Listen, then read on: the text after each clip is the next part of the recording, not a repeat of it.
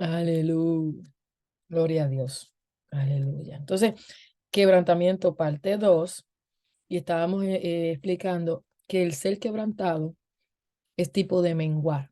¿Cómo menguamos? Menguar es tú disminuir para que Dios, su presencia, sea incrementada en ti. O sea que el contenido, tu contenido sea más de Él y menos de ti mismo. O sea, que en ti opere más el Espíritu de Dios que tu propia humanidad.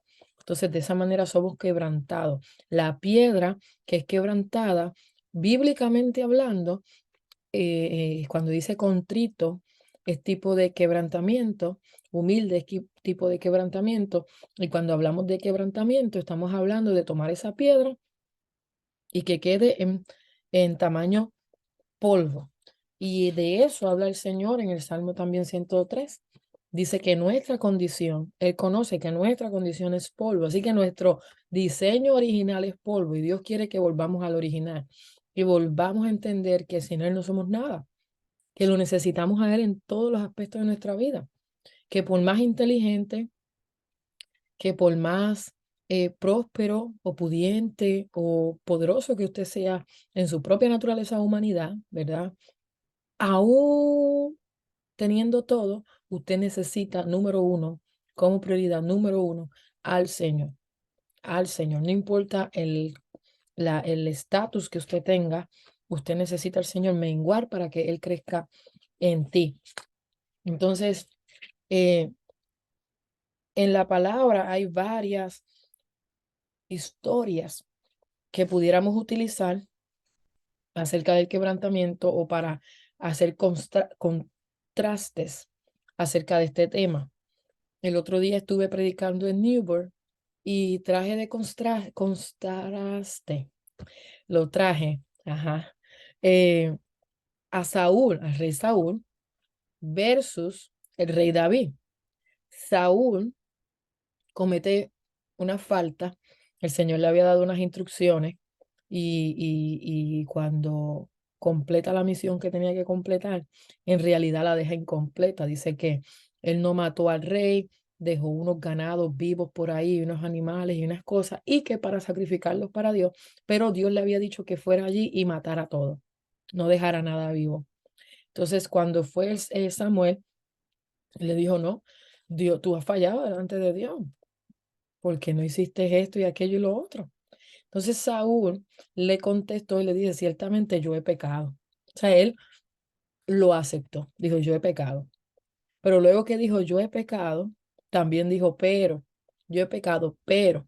Y explicaba yo en aquella predica en Newburgh, hace unos viernes atrás, que gramaticalmente hablando, hay una ley del pero que dice que todo lo que va antes del pero es cancelado por lo que está después del pero.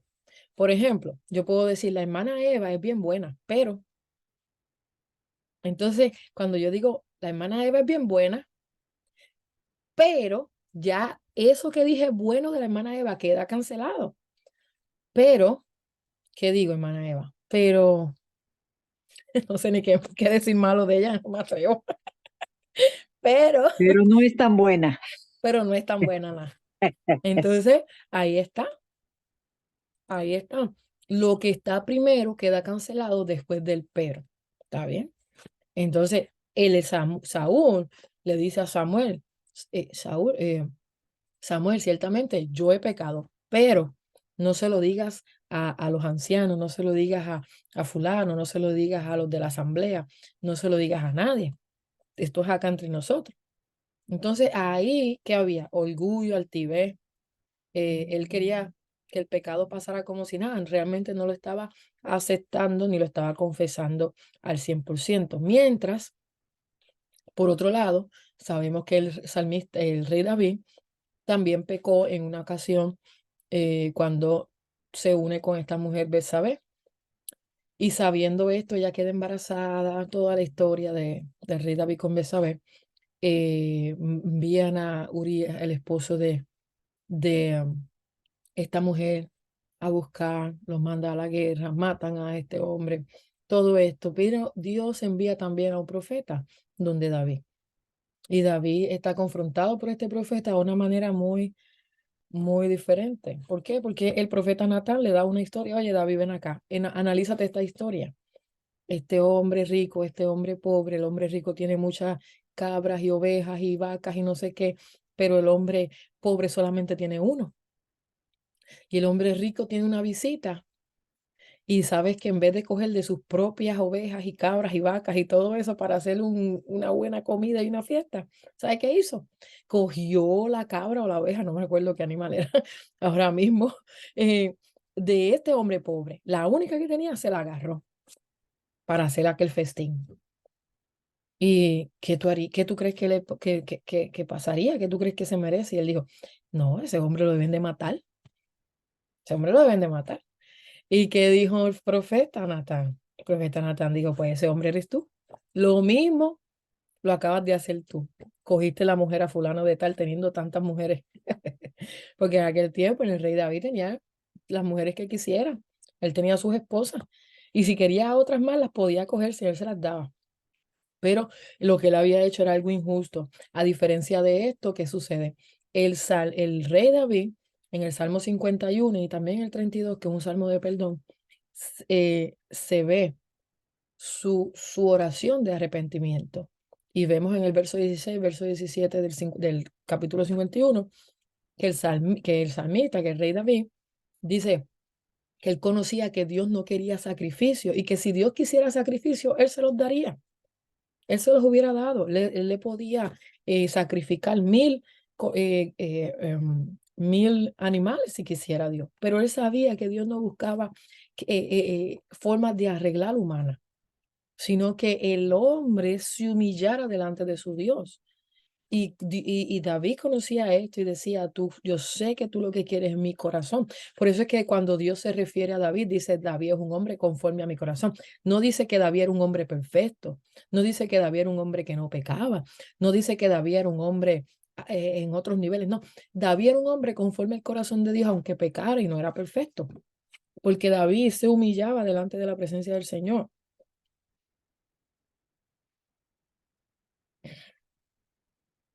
Amén. Entonces, es importante que veamos el contraste. Saúl dijo, sí, yo he pecado, pero David no dijo así. David dijo, yo he pecado y vengo humillado delante de Dios y yo necesito que tú me limpies, me laves, me restaures y que tú hagas algo con mi vida porque realmente necesito tu perdón y estoy aquí arrepentido. Entonces, esa es la diferencia de personas quebrantadas y personas no quebrantadas. Por ejemplo, en el libro de Lucas o Evangelio de Lucas, usted puede encontrar varias historias que pueden traer contraste de una persona quebrantada y una persona orgullosa. Por ejemplo, en el capítulo 18,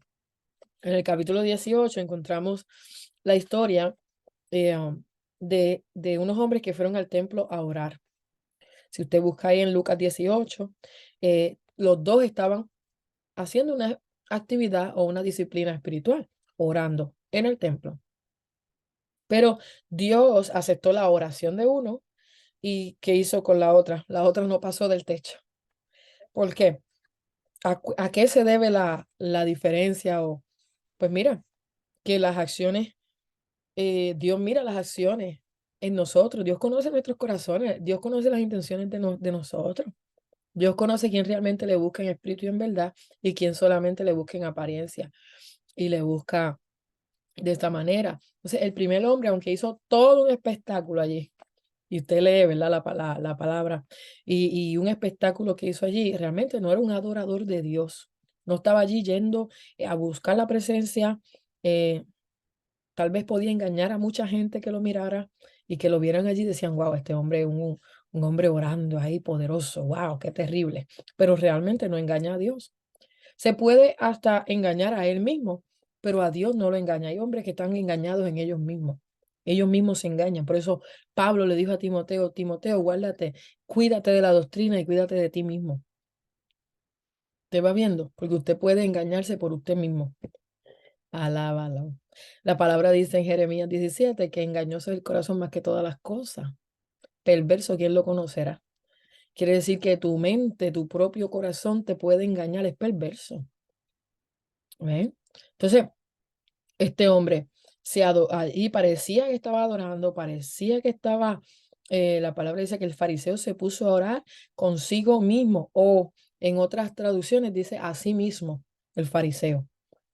Y el fariseo, aunque para nosotros mayormente cuando leemos en la Biblia de los fariseos, pensamos en los religiosos y en los malos, como los malos de la película, los fariseos, nosotros. Pero en aquel tiempo, históricamente hablando, los fariseos eran los buenos. Los fariseos eran los que eran y que de Dios, los que eran realmente santos. ¿Sabes? En aquel tiempo eran los buenos, los que estaban cerca de Dios. No eran ellos no eran pecadores, ellos eran los buenos.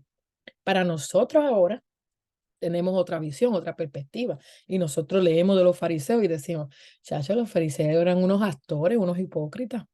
Realmente eso era lo que eran los fariseos, pero en aquel momento no. Amén. Entonces, eh, el, el, el otro hombre, este hombre, pues lo que veía ahí era su orgullo, pero el otro hombre era un recaudador de impuestos y, y tal vez estaba allí arrepentido, ¿verdad? Estaba allí orando y estaba llorando. Ten compasión de mí, que soy pecador.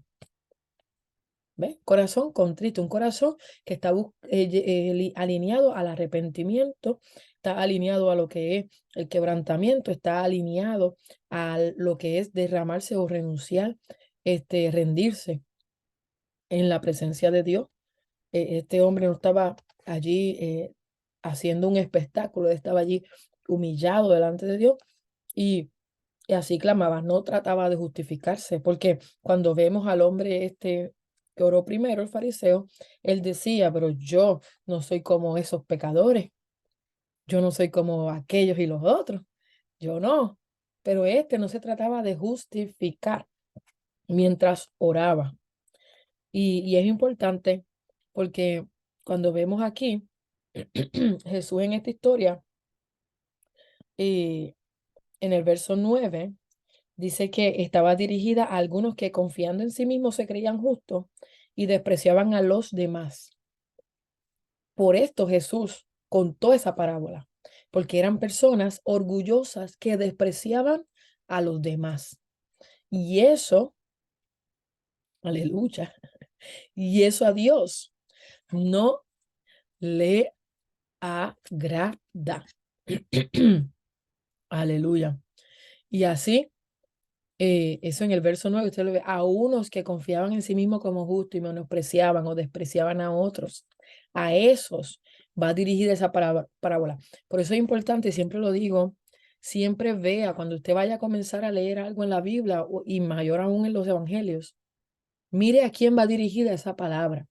Mayormente en el primer versículo, en el segundo, en el tercero, te va a decir, allí estaban los fariseos y los publicanos, allí estaban los pecadores, allí estaba tal y fulano de tal, y a él se dirigió, allí estaban los discípulos. Y cuando vemos aquí, esta parábola en el verso 9 nos explica, déjame poner otra, otra versión. En el verso 9 acá, me llegó. Personas que tenían mucha confianza en su propia rectitud y despreciaban a los demás, o que se confiaban en ellos mismos como justos y menospreciaban a otros. Y de ahí y a causa de eso es que viene esta parábola. Y Jesús estaba viendo directo. Jesús hablaba para que la palabra penetrara y pusiera en evidencia qué cosa, los corazones de ellos que eran duros como piedra, orgullosos, altivos, que no querían ir al templo a orar, quebrantados, iban allí por menospreciar y despreciar a otros. Así que Jesús estaba allí.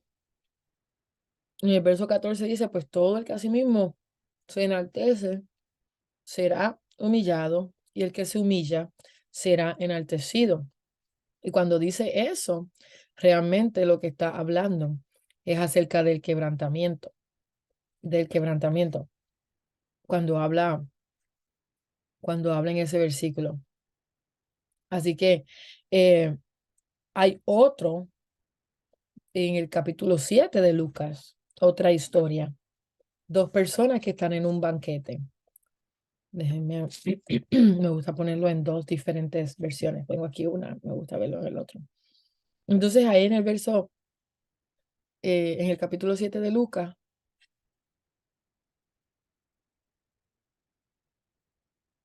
vamos a ver. Ujú.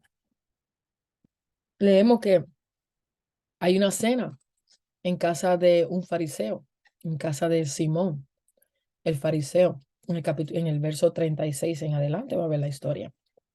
Y Jesús fue invitado. Fíjese que ahí quien es invitado a cenar es Jesús. Alguien está entrando. Ah, Katy. Es Jesús en ese momento. Invitado a cenar a casa de un hombre fariseo que se llamaba Simón. Y mire la introducción que nos da el capítulo. En el verso 36 dice, uno de los fariseos rogó a Jesús que comiese con él, y habiendo entrado en la casa del fariseo, se sentó a la mesa. Este fariseo invitó a Jesús a comer.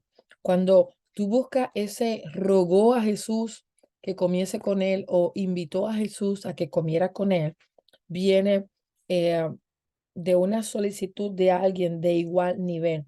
Él pensaba, amén, que la forma que él estaba diciendo a este hombre era como un tipo de, eh, en aquel tiempo tú no invitabas a comer a cualquiera, tú invitabas a comer los que eran igual que tú. Así que él se sentía que era igual que él.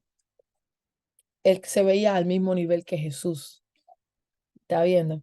Entonces, de esa manera, no se sabe quién más estaba en aquella mesa o en aquella cena invitado, pero sí se menciona que una mujer llegó allí sin ser invitada. Hay una mujer en el verso 37 que dice, entonces una mujer llegó allí sin ser invitada. Tampoco el versículo menciona el nombre de esta mujer, así que solo sabemos que era una mujer que tenía fama de pecadora, porque eso es lo que nos está dando la información. Sí, mucho. Una mujer de mala reputación, y los que estudian más sabemos que aparentemente esto era una mujer prostituta, una mujer promiscua en aquel tiempo. Entonces, en aquel lugar posiblemente ella no iba a ser recibida adecuadamente por el nivel social. Como que estoy diciendo, allí tenía que haber gente que todos estuvieran en un mismo, ay, en un mismo nivel, en un mismo nivel. Así que esta mujer, aparentemente, los estudiosos creen que esta mujer tuvo un encuentro anteriormente con Jesús, que este no fue la primera vez que ella se encontró con Jesús, que aparentemente en alguna ocasión anterior, antes de aquella cena, ella habría tal vez atendido a algún llamado de arrepentimiento de Jesús o había tenido algún tipo de encuentro con Jesús y se habría tal vez apartado del pecado y habría recibido a Jesús como en aquel tiempo como el Mesías. Y recién perdonada, tal vez, entonces es que ella regresa a Jesús para darle gracia, porque como vemos allí, la historia relata que era pecador y al saber que Jesús estaba en la mesa del fariseo, ella trajo un frasco de alabastro con perfume. Entonces, no se ve que la historia diga que allí Jesús y ella tuvieron una conversación o un encuentro de arrepentimiento, sino que era que ella dijo, que ahí está Jesús, pues sí, wow, ese es mi Dios, ese es mi Señor o ese es mi Rey, déjame ir ahí. Y ella aprovechó la oportunidad, llegó donde él estaba y entró en aquella casa sin ser invitada para agradecer a Dios, para traer gratitud y amor a aquel que tal vez había que transformado su vida, perdonado sus pecados, salvado de lo que ella estaba viviendo, perdonado de pecado. Entonces, ella llegó allí con su perfume, mientras él estaba allí tal vez comiendo ya sentadito, como era aquella costumbre en aquel tiempo, y comenzó a eh, perfumar en aquel lugar, comenzó a llorar. Yo no creo que ella llegó allí para hacer un espectáculo. Yo no creo que ella fue allí para que la vieran los hombres y todo el mundo viera lo que ella estaba haciendo.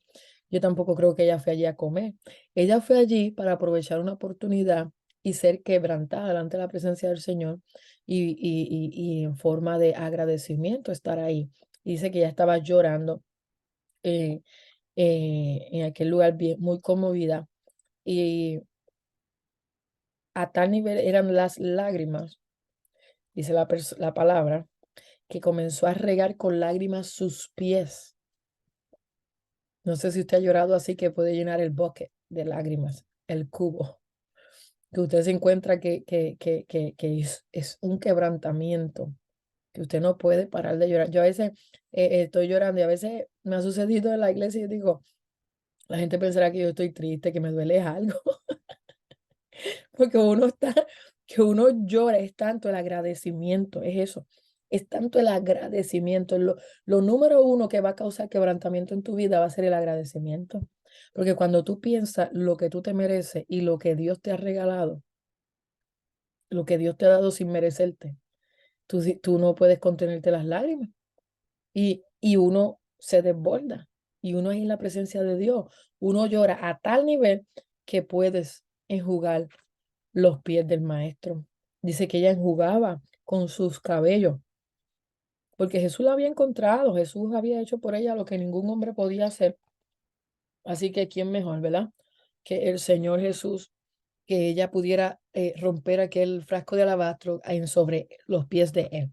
Aquello allí era una adoración espontánea, no era obligada, no era religiosa, no era porque el hombre la viera, no era para justificarse, era algo que fluía del corazón de ella, corazón quebrantado, arrepentido y perdonado. Corazón quebrantado, arrepentido y perdonado, esa es la clave. Así que, en cambio, ¿qué sucedió allí? Para que vea el contraste. A mí me gusta mucho esta historia. ¿Qué sucedió allí? Simón el fariseo, el anfitrión de la fiesta, el host, el que invitó allí a aquella comida, se molestó. Verso 39, cuando vio esto el fariseo que le había convidado, dijo para sí, este si fuera profeta conocería quién y qué clase de mujer es la que le toca, que es pecadora. O sea, era una persona que estaba allí despreciando y menospreciando a aquella mujer que estaba a los pies de Jesús. Y, y Jesús le dijo, Simón, tengo que decirte algo. Tengo que decir algo. Verso 40. Y ahí Simón le dijo, dime, maestro. Y le hizo como un tipo de parábola.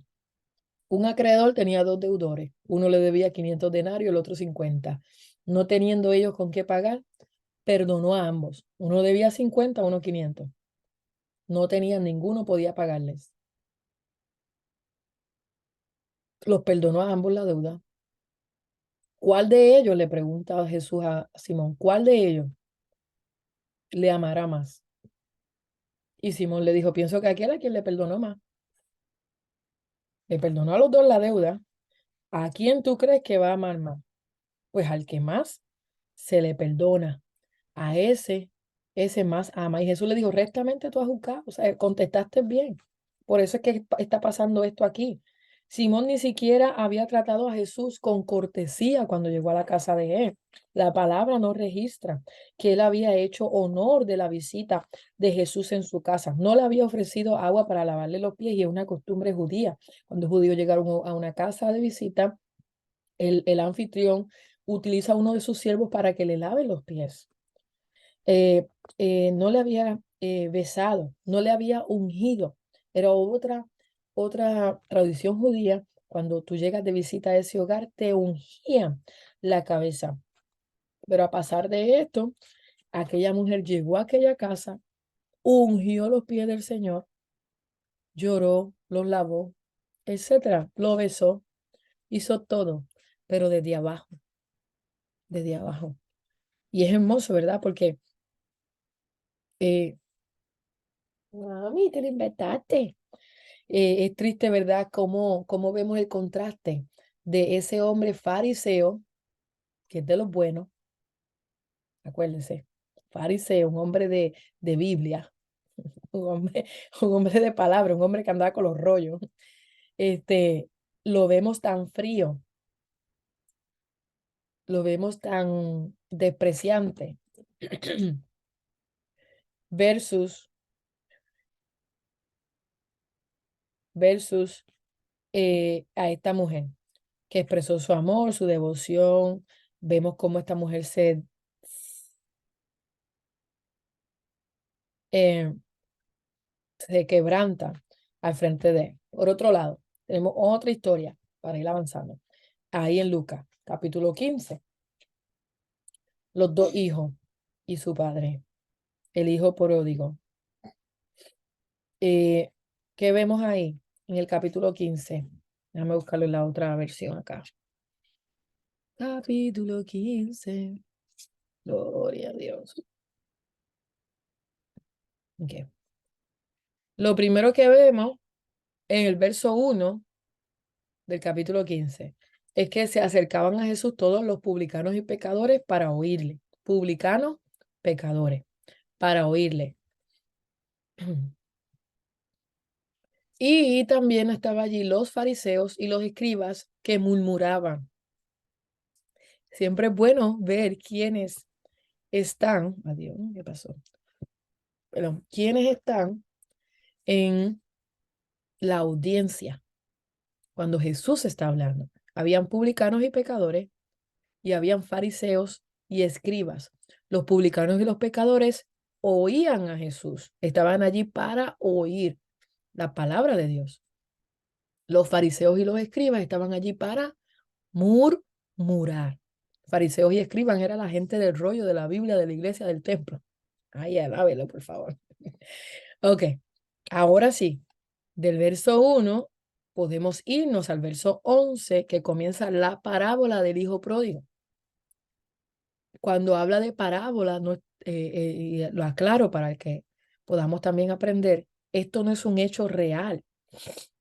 Esto es algo que no sucedió realmente. Es una historia para dar un ejemplo, para traer un ejemplo de algo divino aquí en la tierra. Una explicación para que el hombre o la mujer de Dios, o el hombre y la mujer puedan entender lo que Jesús quería decir, porque Jesús hablaba y no entendían. Por eso él comenzó a hablar en parábolas. Entonces vemos ahí eh, en el verso 13, Cristo.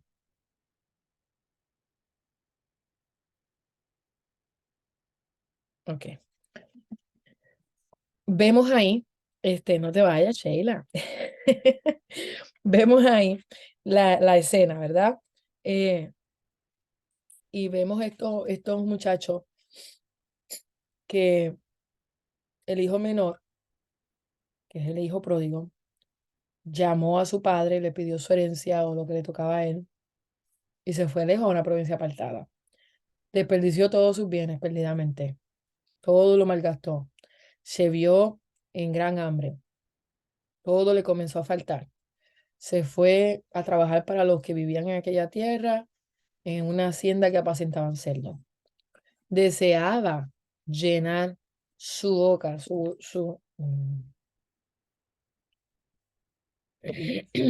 gloria a Dios. Quería llenar su boca de las algarrobas. Él estaba solo y necesitado. Cuando una persona está sola y necesitada, es uno de los mejores escenarios para que esa persona sea quebrantada. Por eso es que en muchos momentos de nuestra vida, aún siendo nosotros cristianos, hombres y mujeres de Dios, si lo rutinario comienza a dominar en tu vida y tú comienzas está lo que le conocen como el primer amor y la persona está ahí en el fuego. Uy, bebé, ¿dónde están? Están en el fuego. y oran y se congregan y pacatá y leen la Biblia, hacen estudio y evangelizan y están en el primer amor. Pero luego de eso es como cuando las parejas se enamoran, están como ahí, como, ay, qué lindo, todo. Pero luego llega otra fase y la cosa se pone como que más rutinaria y tal vez comienzas a poner otras prioridades sobre esta que estaba ahí primero. Y cuando nos sucede eso, que a todos nos puede suceder y nos sucede, Dios, uno de los ways, una de las formas que utiliza para llamar tu atención nuevamente es que te sientas solo y necesitado. Y que tú puedas tener esposo, hijos, tus padres, tus abuelos, todo el mundo ahí. Que tú puedas sentirte rodeado de toda la gente del trabajo. Que tú puedes tener una grande iglesia, todo, pero te sientes solo. Cuando Dios no es tu prioridad en tu vida, no está en el top, tú te empiezas a sentir solo, porque estás llenando el lugar de Dios con cosas terrenales. Igualmente, utiliza la forma de que te sientas necesitado. Tú no sabes ni lo que necesitas, pero you need something. Hay algo que yo necesito y lo siento, me siento necesitada. Entonces, esos son ways. Este muchacho había tomado una mala decisión y en medio de todo ese proceso llega a un punto que él se siente solo y necesitado. Solo y necesitado. Y cuando está solo y necesitado, estaba realmente ¿qué? Quebrantado. Este hombre ya estaba roto, molido, como piedritas, como polvo. No tenía otro lugar a donde ir. Él estaba mirando que lo único que él podía hacer en ese punto era arrepentirse, quebrantarse, ser suficientemente humilde y tomar la decisión de regresar al lugar donde él pertenecía y donde comenzó en realidad su fracaso y reconciliarse con aquellos que estaban allí, que era su padre, su familia, todo. Así que él hizo. Me gusta leer esta historia porque él volviendo en sí dijo, ¿cuántos jornaleros en casa de mi padre tienen abundancia de pan? Y yo aquí perezco de hambre. Me levantaré, iré a mi padre y le diré, Padre, he pecado contra el cielo y contra ti, y ya no soy digno de ser llamado tu hijo. Hazme como uno de tus jornaleros. O sea, este muchacho no dijo, fíjate, yo voy para mi casa de mi papá porque yo me lo merezco todo. Y porque yo soy Juan cara de queso, voy para casa de mi papá y voy a entrar allí porque esa es mi casa. Y ya, y que me reciban, ya. No, este muchacho no se relata nada de orgullo en la historia de él, que cometió pecado. Sí, había pecado, había fallado, cometió error, sí, pero no tenía orgullo. No tenía orgullo, estaba quebrantado, quebrantado. No se justificó, no analizó su comportamiento erróneo, no encubrió su pecado tampoco, no se inventó ninguna excusa, no estaba allí en esa, no culpó a otro, porque a veces cuando estamos en esas posiciones miramos a ver de quién es la culpa, pues la culpa era de él, la culpa era de él, mayormente la culpa es nuestra. Mayormente cuando usted examina y usted que como que escalva ahí y busca la raíz, tú dices, ay no, espérate, que aquí el error fue mío. Aquí quien tomó la decisión de irme lejos de mi padre fui yo, nadie más. O sea, él no culpó a otro, él podía. Él pudo haber dicho, no, es que mi papá no me atendía. Mi papá siempre trabajando. Mi papá, aquello, lo otro. No, no, no, no. No culpó a otros. No esperó ser tratado tampoco como parte de la familia, como un rey. No, él dijo, yo voy para casa de mi padre y aún si puedo allí, que me haga como uno de sus jornaleros. O sea, él era un muchacho quebrantado. Él no tenía nada que ofrecerle a su papá, nada más que pedir que fuera misericordioso con él y pedirle perdón y lo allí arrepentido. ¿Y cómo fue la respuesta del padre del joven? Es hermoso porque nos da la ilustración de cómo es Dios con nosotros. No importa cuán necesitado, solo, pecador, usted sea sucio, arrastrado, cuál error usted haya cometido, si usted viene a Él contristo y humillado, Dios no lo desprecia. De hecho, Dios te está esperando si te fuiste lejos. Entonces, Todo esto sucede y amerita una celebración. De hecho, cuando usted lee la Biblia, usted ve que la palabra, donde único dice que hay fiesta en los cielos, diga, dile ahí, te mami. Ethan está ahí, te está esperando. ¿Ya llegó? Ya llegó. Dile lo que tú quieres, él te va a ayudar, ¿ok? Dile, mamá dijo que tú me vas a ayudar. I know, baby. Entonces, donde único dice que hay fiesta en los cielos en la Biblia, es cuando un pecador se arrepiente. ¿Te va viendo? Cuando un pecador se arrepiente, donde quiera que sea que se arrepienta, en la cárcel, en la iglesia, en la fila de Walmart, hay fiesta en el cielo. Personas que alguien pasa a arrepentirse y a aceptar al Señor y no les importa nada. No tienen carga. Es como que, ay, sí, déjame ir al baño a lo que este confiesa. Déjame ir al baño a lo que este dice que el Señor inscriba su nombre en el libro de la vida. No, hermano. Es un momento espiritualmente grande. Es un momento espiritualmente muy importante. A tal nivel que hay fiesta en el cielo. Fíjate que cuando usted habla en lengua no hay fiesta en el cielo. Cuando usted danza en el espíritu no hay fiesta en el cielo. Cuando usted predica no hay fiesta en el cielo. Pero si un pecador se arrepiente, hay fiesta en el cielo. Alábelo, por favor. Aleluya. Así que, aunque este muchacho se había ido como un rebelde hijo, vino humilde y arrepentido a casa de su padre y su padre hizo una fiesta y lo recibió. La historia es hermosa, ¿verdad que sí? La historia también habla de dos personas ahí, igualmente que habló al principio del fariseo y el recaudador de impuestos orando en la iglesia, o de la fiesta, el banquete, la cena, la invitación que le hizo Simón, el fariseo a Jesús en su casa y llegó esta mujer pecadora. Al igual aquí esconde una historia que trae un contraste. ¿Y cuál es el contraste? Es, número uno, en él mismo, un joven que se va de la casa, rebelde, pero regresa humilde. Y número dos, en el hijo mayor versus el hijo menor. El hijo menor es tipo de un hombre quebrantado, pero el hijo mayor es un hombre orgulloso. A veces aplauden al hijo mayor, pero en realidad no hay mucho que aplaudirle. ¿Por qué? Porque lo que da lo que expone, lo que da es orgullo en su corazón. Así que Jesús no había terminado la historia con que mandaran a hacer usted un becerro y lo vistieran y todo, sino que en el verso 25 comienza otro pedazo. Ahí, ahí, ahí usted ve que el capítulo no está junto. Los versículos hay como un espacio, porque el Señor como que ahora quiere referirse a otra cosita adicional. Hay dos hijos en la historia. El hermano mayor de este hijo pródigo que todo el mundo estaba celebrando, ¿dónde estaba? Pues el hermano mayor estaba donde tenía que estar. El hermano mayor estaba trabajando, estaba en el campo, estaba siendo fiel, estaba siendo obediente, estaba trabajando duramente como siempre, cumpliendo con los deberes de él. Él estaba haciendo lo que tenía que hacer. Eso es lo que hacen los primogénitos. Y,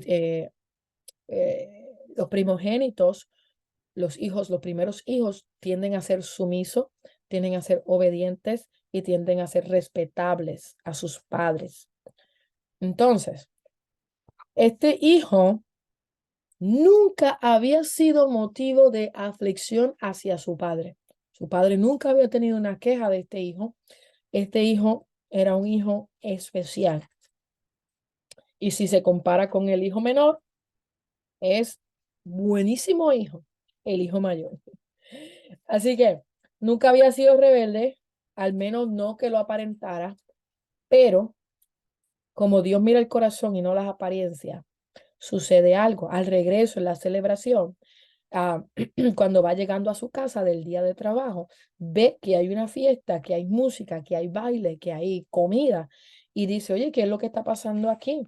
¿Qué habrá pasado aquí? ¿Están celebrando una fiesta? que aquí le estaban celebrando una fiesta, pues le estaban celebrando una fiesta al hermano rebelde que él tenía, que había abandonado la casa. Y en lugar de buscar a su padre, encuentra a uno de los sirvientes en el camino. Usted lo puede ir leyendo conmigo ahí. Y le preguntó qué era aquello. Le preguntó a uno de los criados. Él debió, ¿verdad? Pensamos que él debió de haber ido donde su padre, porque los primogénitos tenían acceso siempre a donde sus padres. Por ser hijos mayores, ellos debían de ir y preguntar todo, ir lo que fuera a donde su padre directamente. Pero la verdad es que aunque era un hijo ejemplar, aparentemente no tenía una buena relación con su padre. Mire lo que refleja el que él no haya ido donde su padre a preguntar qué estaba pasando en la casa y que haya ido donde un criado a preguntar qué estaba pasando en la casa. Hay personas que parecen ejemplares, que van a la iglesia, que sirven y por aquí, sirven por allá, que tienen la Biblia y el rollo, que parecen ejemplares y todo esto, pero la verdad es que en la intimidad no tienen relación con el padre. Se dañó esto. Así que el sirviente le hizo el resumen ahí, le dijo, bueno, tu hermano regresó a tu casa y tu padre ha hecho una fiesta para él celebrando porque él estaba muerto, pero ya no está muerto, estaba perdido y ya ha sido hallado. Y eh, ¿qué sucedió? Se indignó el hermano mayor y no quiso entrar a la casa. Alaba, no quiso entrar, hermano. Verso 28, se enojó y no quería entrar. ¿Qué, qué le da a usted a pensar del corazón en la actitud de él? ¿Qué le da a usted a pensar? Se enojó y no quería entrar. Y eso es una reacción muy normal, muy típica de las personas que son orgullosas. Amén. Eh, que no están quebrantadas, no se gozan cuando los pecadores se arrepienten, no se gozan de que el otro tenga éxito, no se gozan de cuando alguien es promocionado, no se gozan cuando llaman a alguien o cuando Dios bendice a otro, no, no se gozan. Le importa, ¿verdad?, lo que es de ellos.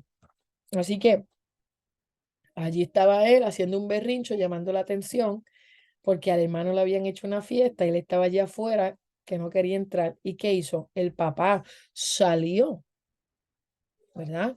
El papá salió. Por tanto, su padre le rogaba que entrase. El papá le decía, pero mi hijo, entra para la fiesta, tú eres parte de la casa, de la familia, etcétera. ¿Y qué sucedió? En medio de la celebración, tuvo que el papá dejar la fiesta para atender al otro hijo problemático. Era el bueno, pero no era bueno nada. Y la verdad, en la fiesta también judía, cuando el anfitrión no estaba en la fiesta se paralizaba. O sea, para que la fiesta continuara, el anfitrión de la fiesta tenía que estar presente. Y el anfitrión de la fiesta era el padre. Así que si el responsable de la fiesta salía de la fiesta, la música y la danza y el banquete se detenían hasta que regresara el anfitrión. Y eso es lo que sucede muchas veces en las iglesias y en los ministerios hoy en día, que no hay gozo, no hay celebración ni hay fiesta por la restauración de los pecadores que se acaban de arrepentir, porque el pastor o los líderes están ocupados, ¿sabe con qué? Teniendo que bregar, teniendo que manejar, atender a muchos fariseos y a muchos hijos mayores. ¿Entendió? Pero ese no es el tema. Aleluya, me voy, que ya son las 8. Ese no es el tema. A los hermanos mayores, porque están haciendo berrinche y rabieta, porque no se les atiende. Ah, pero yo estoy aquí, el pastor no me ve y no me ve. Pero mío, tenemos que estar pendientes a quiénes. A los que se hace fiesta, a los que llegan, a los que se están arrepintiendo en su vida y haciendo una nueva vida en Cristo Jesús. Ya usted es de la casa. Usted es de la casa. Yo no tengo que decirte dónde está el baño. Yo tengo que atender a los nuevos. ¿Usted está viendo? Porque usted es de la casa y usted si me necesita, usted viene y usted me dice, mira, necesito hablar contigo. Eso es lo que tenía que hacer el hijo mayor. papi, necesito hablar contigo. ¿Qué es esta fiesta? Explícame qué sucedió. Yo estaba trabajando y no sé qué fue lo que pasó. Cuéntame, para yo también ponerme al día. Pero él fue donde el criado y por ahí comienzan que la murmuración. Los fariseos son súper murmuradores. Anyway, ahí están entonces en esa situación, el orgullo, la ceguera del corazón del hijo mayor, al fin quedan al descubierto. El Señor siempre saca todo a la luz y comienza el hijo mayor a acusar al padre. Esta historia está poderosísima. El hijo mayor comienza a acusar al padre en el verso 29. He aquí tantos años te sirvo, no habiéndote fallado jamás. Mire, yo nunca, nunca me he ido, nunca me he negado a hacer nada para ti. Siempre he estado aquí, no te falto ni un día, no te he desobedecido en nada. Y a mí nunca me has dado ni un cabrito, dice, para gozarme con mis amigos. Ni un cabrito. ¿Te está viendo el berrinche? Dime, amor. Un cable. Un cable. Claro. Ah, pues no, se lo doy. Un berrinche. Puede. Ahí. Ni un cabrito me has dado yo que he sido tan bueno. ¿Y sabes qué le dijo el papá? Para que se enteren. Ahora llega el hijo tuyo, el menor, ¿ah? Que mira cómo se fue por allí con las prostitutas, que mira cómo se fue allí al poblado para allá, para el mundo, que andaba por ahí al garete. Y mandas a matar al ternero más gordo, al becerro más gordo. Lo que tenía ese hijo mayor, ¿sabes qué era? Era cáncer. Dime, amor. Sí, no puede. Ay, hermana. Mira, esta venía con fe. Ay, qué bueno, con él. Quiero.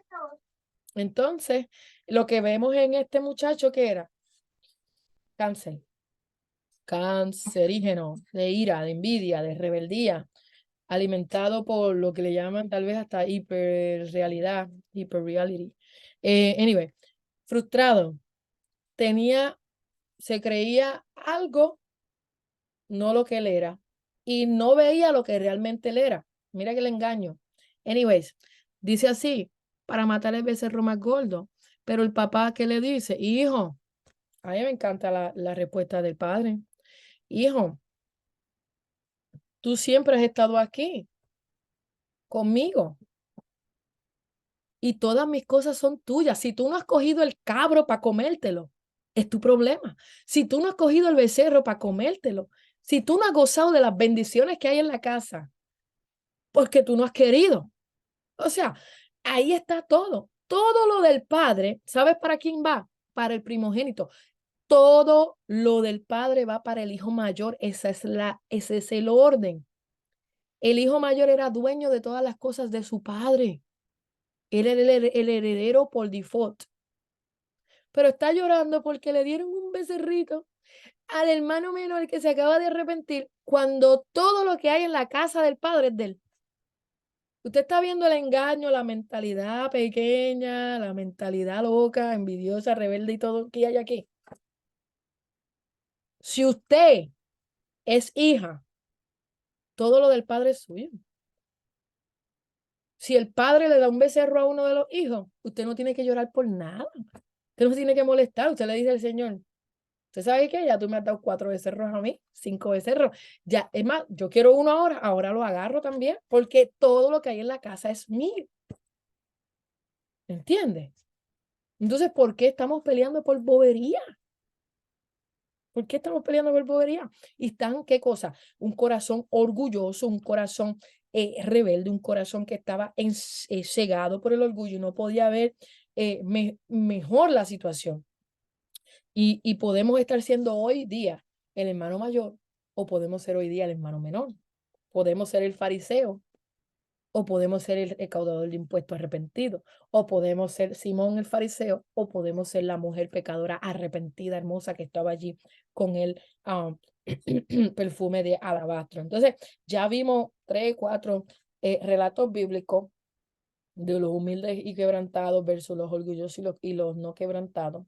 Y es importante que usted lo estudie, que usted lo evalúe, que usted escriba acerca de esto, que usted busque más en la Biblia acerca de estos temas para que entienda y para que se alinee a ser una persona quebrantada y usted vea con quién usted se identifica más, si con Saúl o con David, que usted pueda ver, hermano. ¿Por qué? Porque a veces somos eso, a veces estamos así y todo esto, hermano, es para que sanemos, nos levantemos y podamos seguir hacia adelante.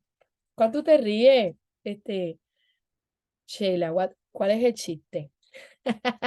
Ok, bueno, vamos a seguir. Entonces, bien, a veces eh, vemos, ¿verdad? Que las personas quebrantadas están dándolo todo y los despreciamos. No desprecie al quebrantado, no desprecie, sino que usted también busque cada día. El quebranto es un estilo de vida. Yo cuando pasan los días y no lloro en la presencia de Dios, yo me asusto y me preocupo. Porque hay días que uno no ora y qué sé yo, para aquí y para allá. Pero ya pasan unos par de días y yo digo, Señor, ¿pero qué pasa? Que yo no me quiero poner dura.